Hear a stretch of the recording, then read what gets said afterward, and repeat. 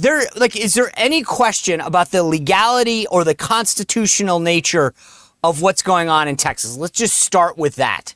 No, that's what they're so upset about. It's perfectly legal. It's perfectly constitutional. And, and they're not doing it. Let's be really clear. It is funny to watch them go, oh, yeah, we'll redistrict Massachusetts. Really? What are you going to do? Because in 2020 and 2021, the radical left pushed all of their elected Democrats to literally bend the needle on redistricting everywhere they could. In New York, they tried to break the law to redistrict more harshly, and the courts wouldn't let them. They made them, strangely enough, obey their own laws with respect to redistricting. All right, guys, here we are, ready for the weekend. What a show I've got on tap for you.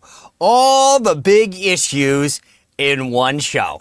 So, if you're ready to cruise into the weekend, get yourself an adult beverage. I'm not going to judge you. And we're going to sit back and have two amazing conversations that will get us ready for the weekend. First up, I've got Ken Cuccinelli. He's the former Attorney General in Virginia. And there's a bunch of stuff I want to get to with Ken. Number one, what's going on with this redistricting? Is it, democracy's under attack. And by the way, that's my newsletter today at SeanSpicer.com. I talked about it yesterday with the panel, as you recall. This whole faux notion that democracy's under attack, this is their go-to. Obama says that all the time now. Redistricting is an attempt to undermine democracy. I'm sorry. When his home state of Illinois did it, I don't think he had a problem. In Obama voice, I'm not good at it.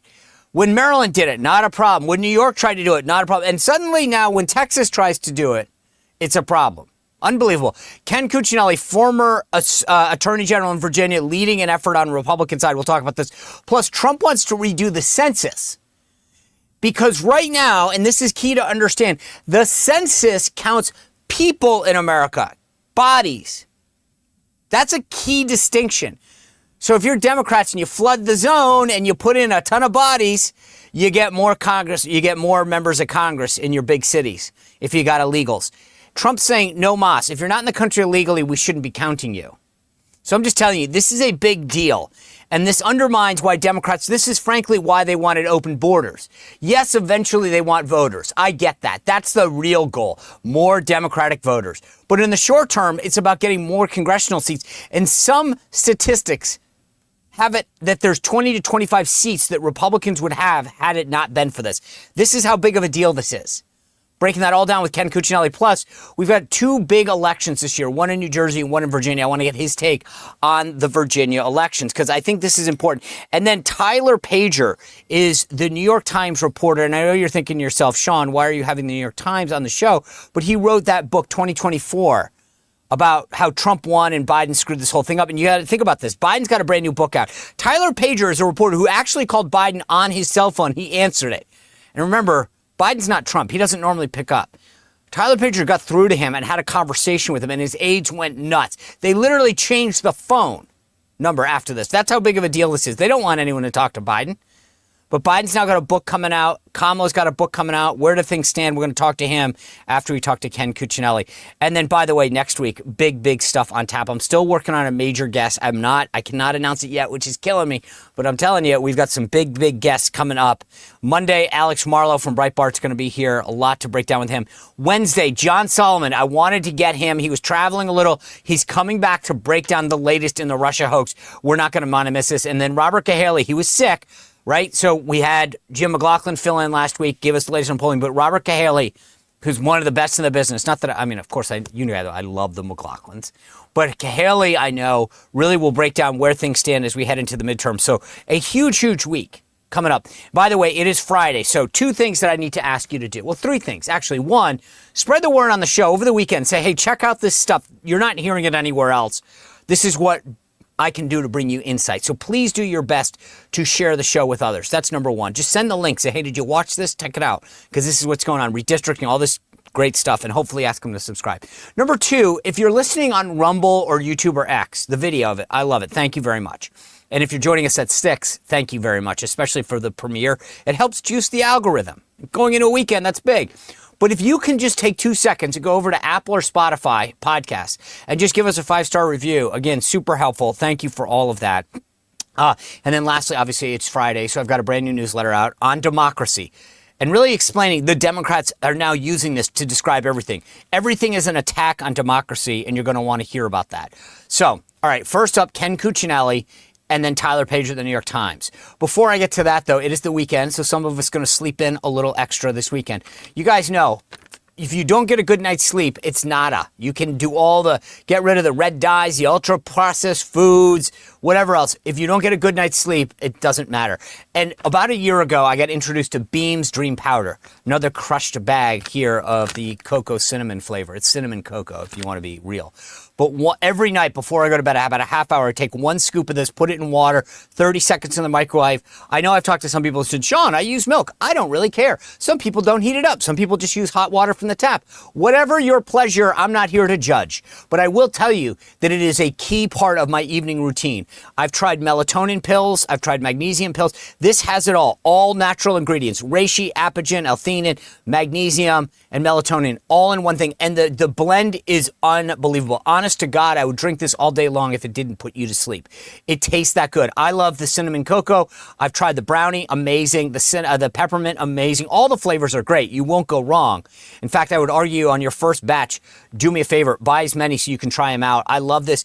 Every night, I fall asleep within 30 minutes, I stay asleep, and I I wake up feeling rested. There is nothing that you can do better than this. I have found it's got that perfect blend of everything, and it's such a great American company that will help you get a better night's sleep. So this is the best investment you can make in yourself and a great company. Beam is giving all of my listeners, though, an unbelievable 40% discount. And this time right now, how good a deal is that? That's the ultimate Patriot discount. Go to shopbeam.com/Spicer and use code Spicer. This is key. Each one of these things has a different URL and code. This one, it's shopbeam.com/Spicer. Use code Spicer for 40% off at checkout. Shopbeam.com. You'll wake up stronger and you will thank me. But when you tuck yourself in after having the Beam, try these Boll Branch sheets. I got these last week. I've already ordered a second set.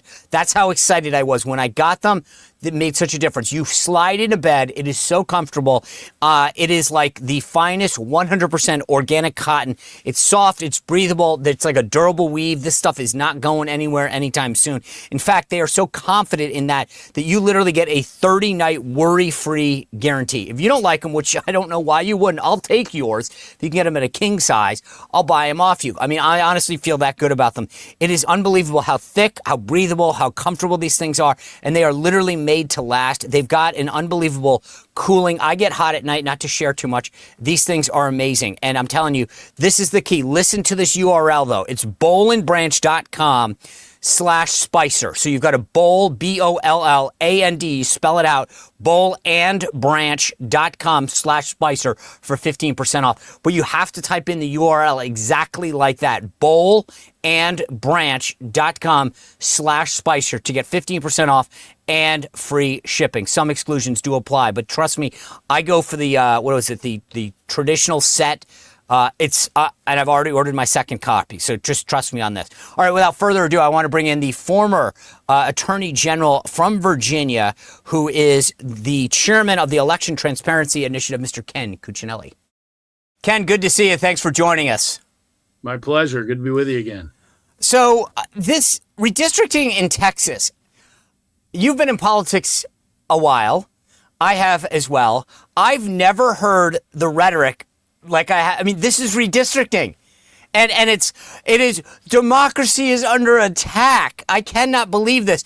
Is there any question about the legality or the constitutional nature of what's going on in Texas? Let's just start with that. No, that's what they're so upset about. It's perfectly legal. It's perfectly constitutional. And, and they're not doing it. Let's be really clear. It is funny to watch them go, oh, yeah, we'll redistrict Massachusetts. Really? What are you going to do? Because in 2020 and 2021, the radical left pushed all of their elected Democrats to literally bend the needle on redistricting everywhere they could. In New York, they tried to break the law to redistrict more harshly, and the courts wouldn't let them. they made them, strangely enough, obey their own laws with respect to redistricting. So, and Republicans always, we always play nice. I always joke about I'm a pro-lifer, and all our pro-lifers are, one of our biggest problems. Now, I don't suffer from this, is how nice we are. Well, that doesn't work in politics. I'm sorry. And Donald Trump, God bless him, doesn't suffer from that. Let me. And look, when Abbott locks his teeth in on something, I wish there were other things he'd lock his teeth in on, like defending the border when Joe Biden was president. But when he locks his teeth in on something, he follows through. He finds ways to make it happen. So it's funny because Hakeem Jeffries, the minority leader in the House, said that Republicans are trying to steal the midterm elections by redistricting in Kentucky. I don't understand. Why is this? I mean, and I'm being serious when I ask you this question. Like, why is it suddenly that the rhetoric has changed in this instance? Like you mentioned Massachusetts, there isn't a single Republican, and there used to be. I mean, there used to be a couple of guys, Peter Blute to be Torkelson. Yeah. I mean, this is going back in the late 90s, but like they redistricted the entire state. Maryland, next to where you and I live in Virginia, is now down to one single district. And Andy Harris. And they wanted to get rid of Andy Harris. The only thing that stood in the way of that was Larry Hogan. Well, and a bridge. And a bridge. Yeah, well. Yeah. But I mean, like, I honestly, and I'm being serious, like, as a political student of politics here, why is it that suddenly it's threat to democracy stealing elections? And I ask you this as someone, like, we know they're going to do it again, right? In other words, they did it to Massachusetts. They did it in Maryland. They've done it in Illinois. They've done it in California. They've done it in New York, whatever, et cetera, et cetera. Yeah, et cetera, et cetera, et cetera. So if I were a Democrat, and I'm being serious when I ask you this, I would say, guys, we got to be careful because we're going to do it again. And then they're just going to say, or do they just say no one's going to care or remember? So let's think about it this way.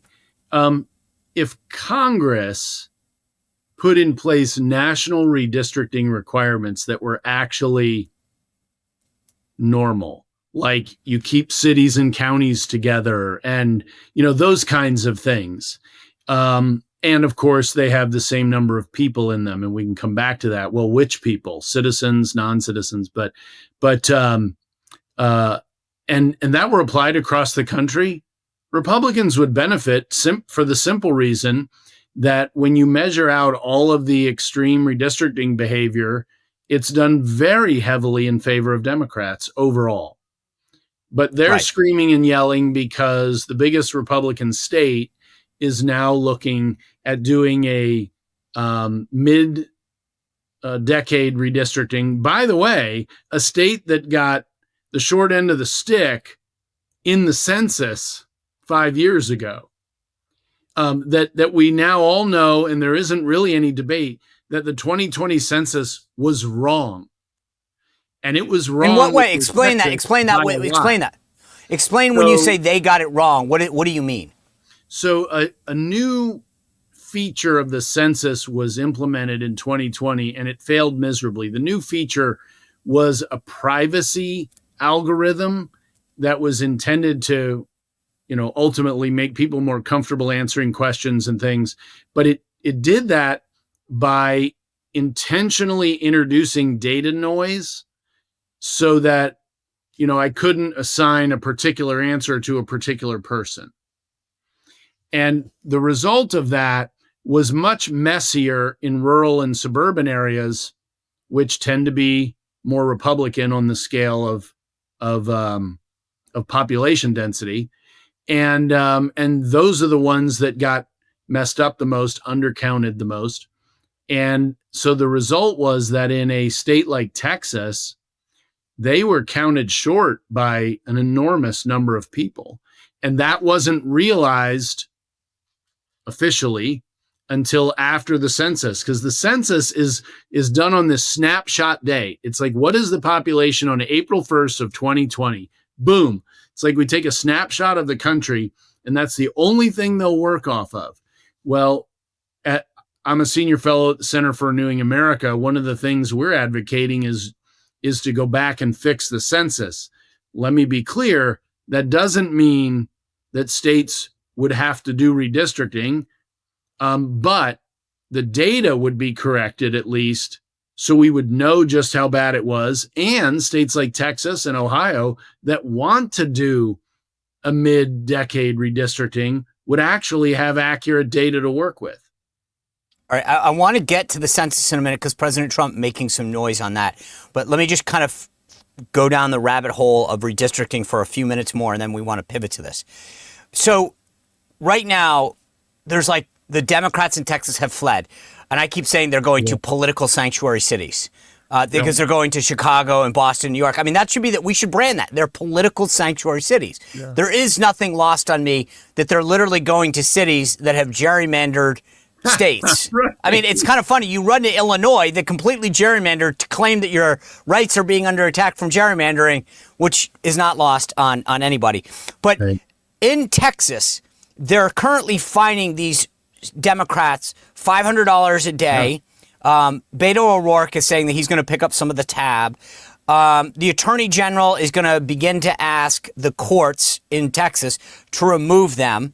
The United States Senator John Cornyn, who's also a former state attorney general, is asking the FBI. Like, so if just as you are a former state official, a former attorney general, what should they face for not doing their job legally, not politically, legally?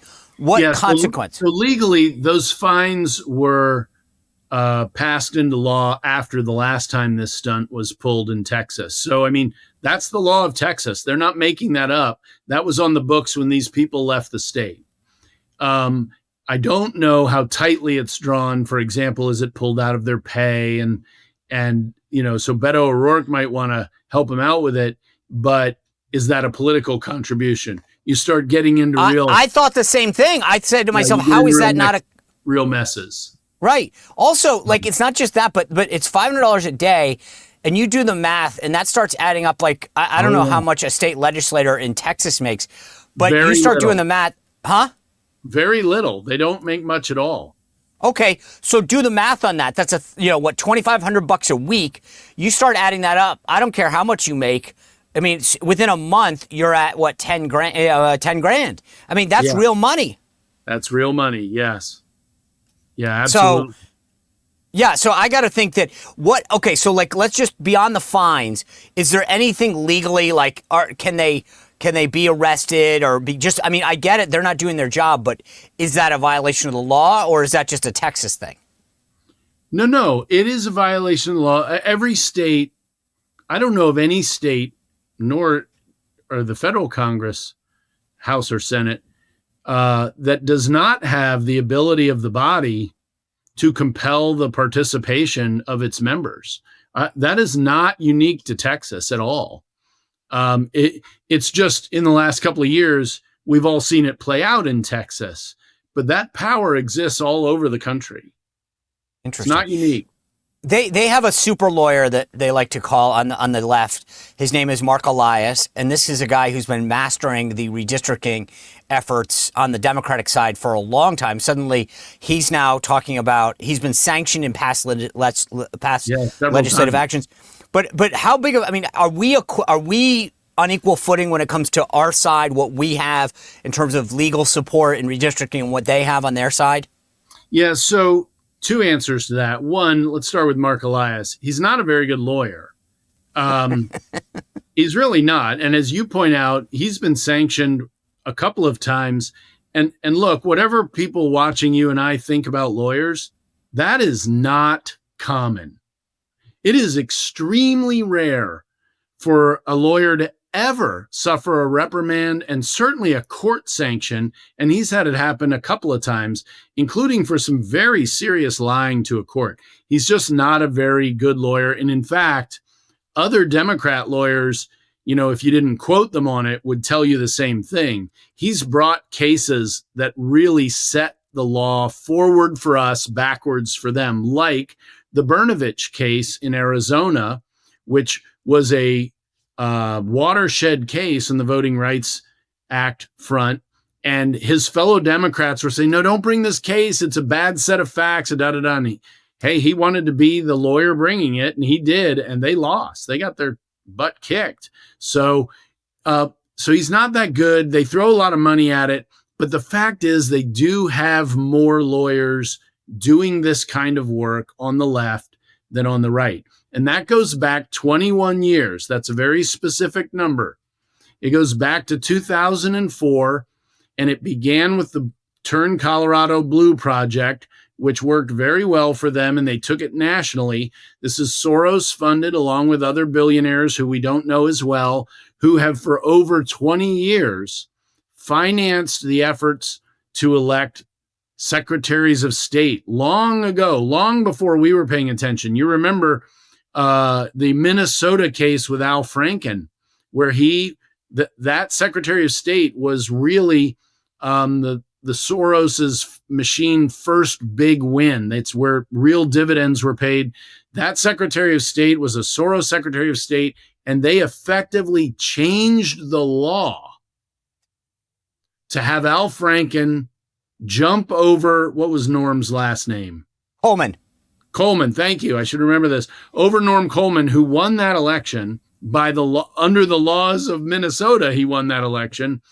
And they have invested in process and in litigation fights for over 20 years, 21 years. And we on the right have really only gotten into this in any determined way since the botched 2020 election. And now we haven't caught up to them, but we've closed the gap. Yeah. We've closed the gap on election officials inside polling places. We've closed the gap on the number and amount of money going into litigators on our side. We've closed a lot of these gaps. They still have money advantages out the wazoo, but we're at least on the field fighting now. So I mentioned I do work for Center for Renewing America. I also lead the Election Transparency Initiative, which we stood up in February of 2021. It's a joint project of Susan B. Anthony Pro-Life and the American Principles Project. And we have worked month in, month out, year in, year out, and we continue to work to reform elections to obtain transparency and security and accountability. So every American, I don't care, red, white, black, brown, Republican, Democrat, Libertarian, Vegetarian, whatever, that they can have confidence in the outcome of our elections. And we've made really solid progress. There's a lot more work to do, and it's driving the left crazy, but we're making very solid progress. Well, I'm glad you brought up those vegetarians. They demand justice, Ken, and I'm glad you're out there fighting for them. They should demand protein, but whatever. That's very Maha of you. But let's talk about our side and their side. So you've got Texas down there, potentially 5 seats. We control the entire process. We control New Hampshire. I believe that we could get 1 seat out of New Hampshire. I don't think it's going to happen. I think Indiana's a possibility. Missouri's a possibility. Ohio and Florida. Those are where I see we could go on offense.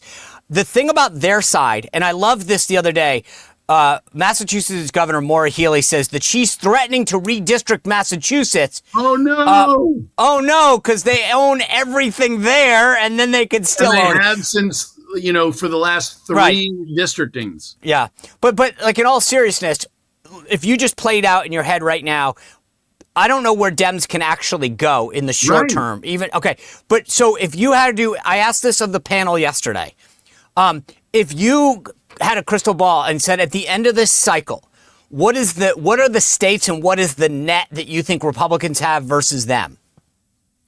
I think the net is probably all coming from Texas, and it's those 5. Do you see any other state, Indiana, Missouri, Florida, Ohio, New Hampshire, even trying? I think Missouri may do it, but you're looking at a net probably of 1 there. There's really no other state you can really squeeze more than 1 out of. Maybe Ohio, but unlikely. Yeah. And Ohio, by the way, as much as Ohio's been in the discussion, it's pretty complicated in Ohio. It's not just pass a new map and vote on it. They have more hurdles than that involved. Yeah. And I also agree with you, by the way, on New Hampshire. Could there be a Republican seat out of there? Yes. Will it? Unlikely. I agree with your analysis on that. Like, I think you could make the 1st district very Republican, and it's sad that they actually have the tools to do it. A Republican governor, Kelly Ayotte, and a Republican legislator, but they're not going to try, and that's kind of sad. And they didn't have a real redistricting the last go round. Yeah. So I mean, they do have a real reason to do this for real now. after, particularly if they were to get corrected census data. All right, so let's talk about the census. President Trump putting out this truth, which I don't think, I said this at the beginning of the show. I just want people to understand. The census counts bodies. And I think for most Americans, they go, what? And you go, so if you're in this country illegally, you get counted in our census. So it's not even people in the country legally or citizens. President Trump, wants to change that and do it now. Break down both of those things. Can he do both, either or both? So I would say yes, but there's no question leaving illegal aliens, let's zero in, out of the count will be litigated. All the more reason to do it now. Let's do it now, mid-decade, not with the time pressure of the 10-year cycle. Do it now and let them fight it out. Let's see where the chips land. And by the way, while we still have Justices Alito and Thomas on the court, doesn't hurt either. But why is it a question? It's a question largely because the question has never been answered. So there has been some recent litigation. Governor Abbott actually was a defendant in a case that went to the Supreme Court in 2016, where the voters tried to say it's a violation of equal protection not to do redistricting based on the voting age population. So let me say that again differently. The argument the plaintiffs were making was that you have to have the same number of voters in every district so that their vote was equal in power to the votes of people in other districts.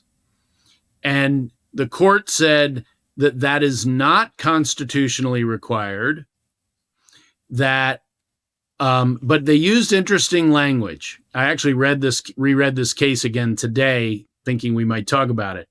And the court used a lot of the word may. They said the state may use the entire population. And there's also other cases that they referenced in that Supreme Court ruling where they didn't foreclose other ways of counting. Now, there's a good reason not to count illegal aliens just on a basic legal basis. Forget the policies for the moment. They're not supposed to be here. They're not supposed to live here. Well, neither are tourists. And we don't count tourists. Even if they're in the United States, they are persons. And you could say, it says all persons, the tourists are here, you count them. No, we don't count them. And the law doesn't say we count them. And we didn't used to count. Would we count a diplomat? I mean, to your point, right. So, okay, because I was just thinking of that as you're saying it. Like, you don't count, and the law doesn't give a diplomat the same legal status if they have a child here, right? So, I mean, it's actually an interesting theme you're bringing up. Yes, and as you point out implicitly, you do hear a lot of parallels to the birthright citizenship arguments. But here, the key is legitimate residency. As far as I'm concerned, let's say there's 15 million illegals here. They're all fugitives from another country. They're essentially illegal tourists. They don't live here, and we don't agree that they live here. They don't have citizenship here, and they will not have citizenship here. So, these are kind of law school terms, residency, domicile, but they matter in this debate. I agree. And in my view, that just if I'm reading tea leaves, again, just because we want an outcome doesn't mean that's what the courts are going to do. But if I had to put my money on the line, I would bet that we have much better odds of prevailing on excluding illegal aliens specifically. Like long-term green card holders, legal permanent residents, I think we would lose on trying to exclude those. They live here, and they live here with our permission. So not counting them doesn't really make sense. But I think that illegal aliens should just be treated as tourists who are breaking the rules. And frankly, you bring this up. I think it'll win. By the way, on a political basis, I said this the other day on the morning meeting, but I was like, if you want to be the Democrat that argues that people in the country illegally should be counted, God bless you. I'll help fund that. That would be the dumbest political move of anyone. Before I let you go, Ken, I do want to ask you about the state that you and I both live in, Virginia. It is one of two states having an election this year. We have all three constitutional offices. The governor, Youngkin, is term limited, which is a whole nother rabbit hole I don't want to go down because it's stupid. Winsome Sears, the lieutenant governor, is running for governor. Jason Miyares, the attorney general, the job you used to hold, is running for re-election. Right. And John Reed is running for lieutenant governor. Handicap the race for me right now. So, look, we're across the river from D.C. D.C. is not, it's in our metro section. It's local news. And D.C. is distasteful. And typically, the team out of power in D.C. has real advantages in Virginia running the state elections. And the Democrats, the polling right now suggests that the Democrats are getting the benefit of those advantages. People should also know the House is 51-49 Democrat. And so we either need Winsome Sears to win, and she's struggling a good bit. I'll just put it that way. Or we need to pick up one or two of these House seats because the Democrats control the Senate 21-19 as well. And if they get all three, they're gonna turn Virginia into California just as fast as they can. All right, you said Winsome Sears is struggling. I agree with that. Do you think that there's any hope that we have a 3-0 advantage right now? Yeah. As I said, just quickly, do you think we could possibly go 0-3, or do Miyares and John Reed look like they could at least pick up wins? So Attorney General Miyares is running for re-election. He's the most likely to win. There used to be a lot more ticket splitting in Virginia than there is today with the polarization that's happened. But if you're going to see something other than a 3-0 or 0-3 outcome, your most likely winner is going to be Jason Miyares, because frankly, he's done a good job. He's zeroing in on public safety, and he has an opponent who's literally a let them all out of jail. And look, I'm one of those Republicans that supported and has long supported criminal justice reform. I am not a fry the litterbugs person. But this Democrat, Jones is his name, is just off the deep end on the left on cash bail and all the things we've seen just ruin communities all over the country. And we do have this happening in some communities in Virginia, and Jason has fought it as best he can. The attorney general in Virginia can't just prosecute crimes all over Virginia. So Jason Miyares can't just stop it from happening. It is got a lot of local control here, but that's a big difference to import that kind of mentality at the state level. So right. Jason Miyares is your most likely Republican winner at the statewide level. And you're going to have to see a bit of a sea change to see the entire ticket win. But it's still early. It's August. Yeah. People should know that voting we essentially, sadly, have a 45-day election in Virginia. So voting will start in 5 weeks or so. Yeah. Even though it'll ramp up as it gets closer to election day. Governor Youngkin, when he was a candidate for governor, did a very good job, his team, in using the early voting period better than any Republican had before him. And he has recently announced that he's going to put his PAC money into turning voters out, which, as I said, he's done a good job of in the past. And that will not only help Winsome Sears and the whole ticket, but hopefully it'll also help in these House of Delegates districts that we need to pick up a couple of so badly. All right. Ken Cuccinelli, thanks for all the work that you're doing for election integrity and redistricting and all that. Really appreciate your time. Good to be with you, Sean, as always. You bet. All right, guys, that was awesome. Let's get to Tyler Pager, New York Times writer who is the author of 2024, this book about the election and Biden's decline. I want to bring him in now. Tyler, welcome to the show. Tyler, thanks for joining us. A lot of attention on this phone call that you made to Joe Biden. A lot of people call President Trump and he picks up the phone. I've never known of anybody that's actually called Joe Biden and had him pick up the phone. How did that go? Yeah. So, as for this book that I wrote with my, former colleagues at the Washington Post, we wanted to tell the definitive and comprehensive story of the 2024 election. And we wanted to talk to all the key players involved. So my colleague, Josh Dawsey, went down to Mar-a-Lago 10 days before the inauguration and had an interview with Trump. Biden's aides repeatedly rejected my request for an interview. Their excuse was that he was working on a memoir that we now know about, has been reported. He got quite the sum for it, and that would conflict with my book. I didn't think that was a particularly good excuse. So in March of 2025, after he had left office, I got his phone number and I called him on his cell phone. I wasn't sure exactly what to expect. He didn't initially pick up. I didn't leave a message. I figured I'd try him at another time. But later that day, I got a call back from him. And I told him who I was. Can I just hold on? So when he didn't know that it was you that had called, you didn't leave a message? Correct. So he literally sees a number that's like 555-1212 and says, I wonder who this is, and calls back. Correct. And you pick up the phone and does he say, this is Joe Biden, who is this?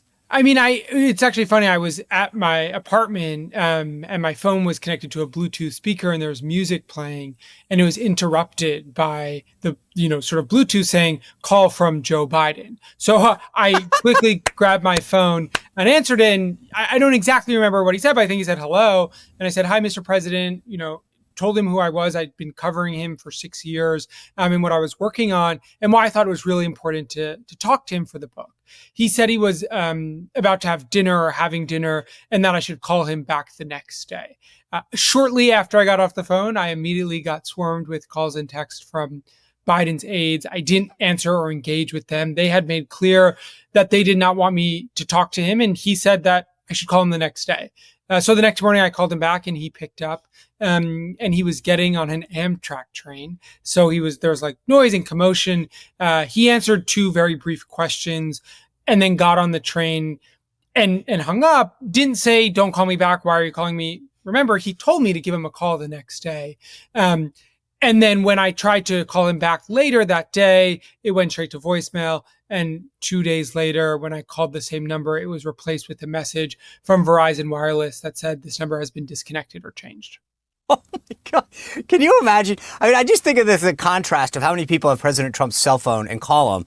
I was a little surprised. Let me ask you this. As you've watched, I mean, when I read that anecdote from your book, and then I saw some of the Biden aides not talk to the House Oversight Committee, I really started to think, is that a pattern? I mean, so you've covered them. You wrote this definitive book. Do you connect those dots, or is that a bridge too far for you?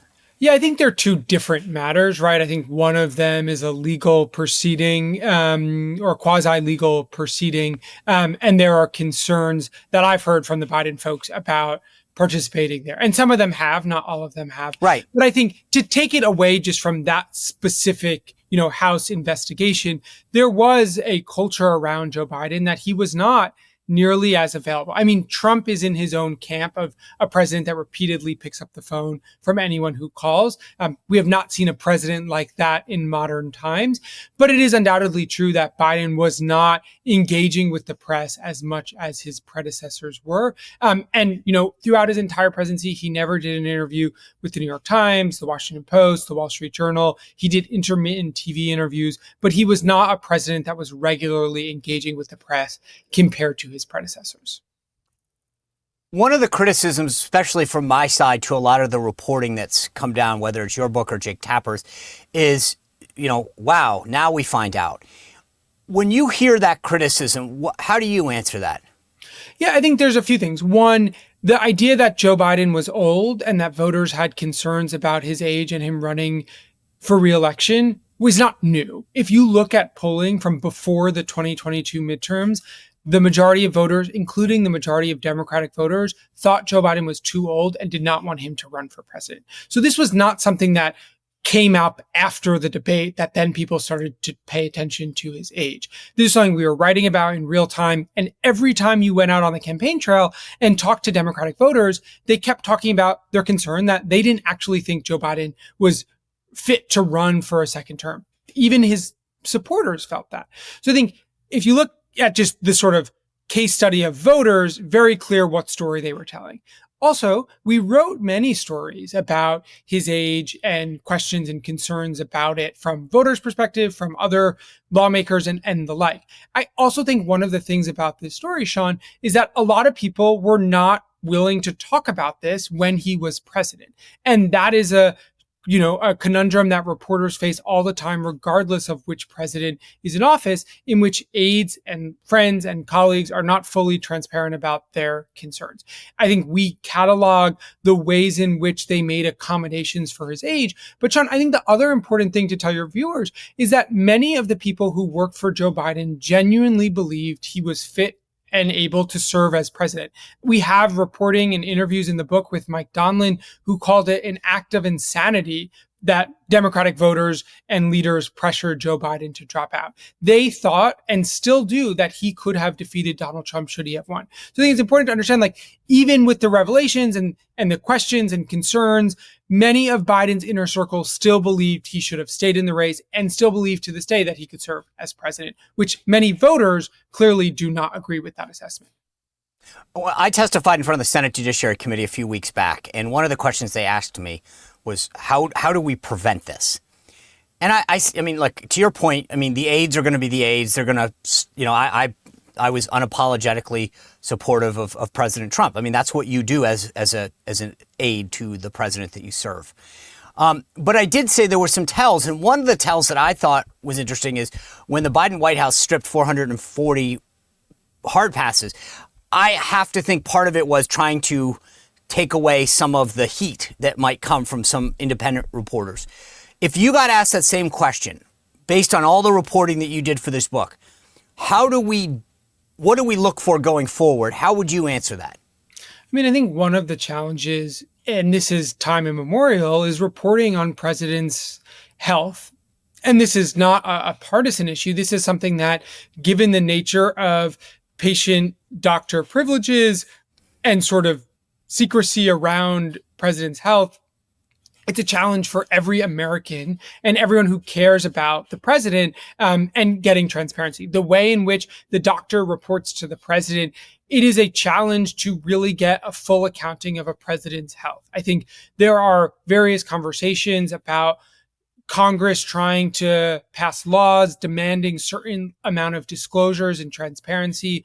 But the nature of living in the White House and the nature of sort of being commander in chief is that there's no obligation for a president to release medical information. And I think, the sort of tradition we have of a president going to a physical and then the White House releasing a report from the doctor, that's not mandated. That's just a custom. And we've seen presidents time and time again just disband with custom because they don't want to follow through with it. So I think it is a question that a lot of voters are asking, and a lot of lawmakers of both sides are. And we're seeing this is not just Republicans.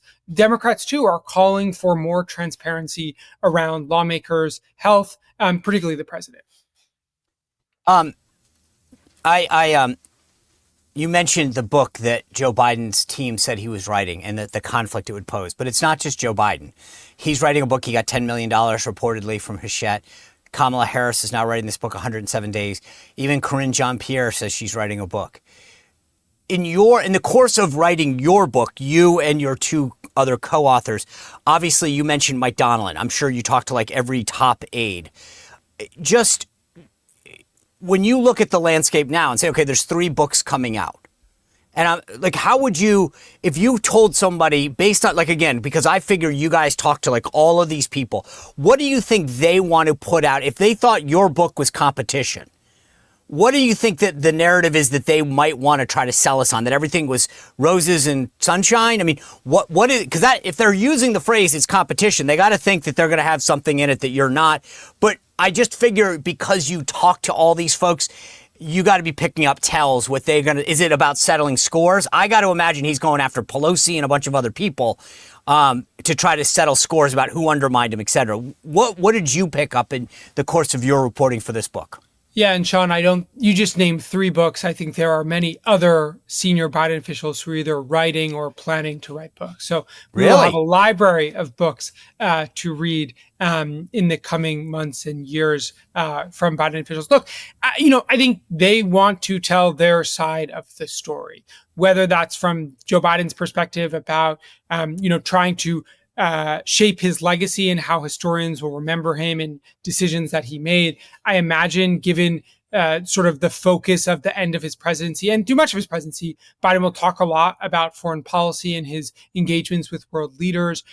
He will write the sort of traditional, I imagine, presidential memoir, shedding light on his decision makings and whatnot. I think there's always settling scores with these sorts of memoirs. We've seen that from former Trump administration officials, former Obama administration officials, former Bush and Clinton. There's always an element of trying to recast the narrative in a way that's more favorable toward you. My understanding based on reporting about Karine Jean-Pierre's book is that she is focused on sort of pointing arrows at the Democratic Party for abandoning Joe Biden. So again, to your earlier question, there is clearly a belief pervasive among some of Biden's closest advisors that the Democratic Party erred in their pressure campaign to get Biden to withdraw from the ticket. Okay. Tyler Pager, I appreciate you being with us on this Friday as we head into the weekend. The book is 2024, How Trump Retook the White House and Democrats Have Lost America. Now, and by the way, I would just say this. As much as we talk a lot about the excerpts being about Biden, I know you and your colleagues spent a lot of time at Mar-a-Lago and the Trump campaign. So I may not have gotten the same attention, but I know there's some great anecdotes and stories and breakdown for people out there that aren't just about Biden that want to hear the inside. So I like the way you guys constructed this. It's a little bit of both. So thanks for being here. Best of luck as you continue to go out there and promote this. Thanks so much for having me, Sean. You bet. What an amazing show, guys. We've got a big week on tap for you next week. Alex Marlow kicking off on Monday, John Solomon Wednesday, Robert Cahaley Wednesday, and we'll fill in the rest of the week as we go. Have a great weekend. Remember to go to SeanSpicer.com to sign up for our free newsletter and read about why democracy is under attack from the left. Well, if you enjoyed this content, make sure to like this video, subscribe, and click the notification bell to get more.